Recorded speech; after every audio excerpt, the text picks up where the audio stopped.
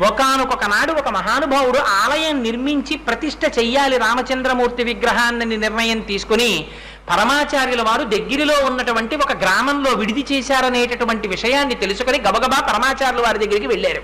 ఆ రోజంతా పరమాచార్యులు వారు చాలా హడావిడిగా ఉన్నారు, వారితో మాట్లాడేటటువంటి అదృష్టం కలగలేదు. మరునాడు తీర్థం ఇస్తున్నారు. రోజు చంద్రమౌళీశ్వరారాధన చేసి తీర్థం ఇచ్చేవారు. తీర్థం ఇస్తుంటే ఈయన వెళ్ళి తీర్థం కోసం అని చెయ్యి పట్టారు.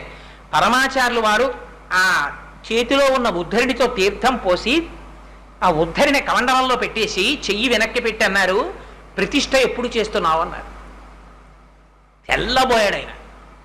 మా ఇంట్లో ప్రతిష్ఠ పూర్తయింది స్వామి అన్నాడు. అది సరేనో, రామపాద స్వామి వారికి ఎప్పుడు ప్రతిష్ఠ చేస్తున్నావు అన్నారు. అంటే రామపాద స్వామి వారి ప్రతిష్ఠ ఏమిటి అని జ్ఞాపకానికి వచ్చింది. తను తన ఊర్లో రామచంద్రమూర్తి విగ్రహాన్ని ప్రతిష్ఠ చెయ్యాలనుకున్నారు.